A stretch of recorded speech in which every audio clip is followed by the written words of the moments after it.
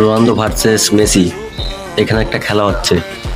খেলাটাতে গায়ে লেগে কার কতটা ক্ষতি হয়। কিন্তু এখানে দেখা মাত্রই মেসির একটা হাত পড়ে গেল। তারপর দেখা যাক কি হয়। খেলা ভালো, মজা জমে গেছে।